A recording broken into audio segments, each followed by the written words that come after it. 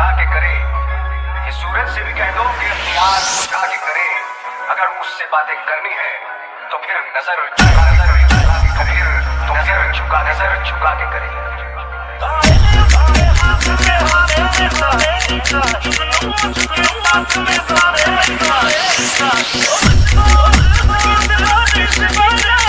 Oh,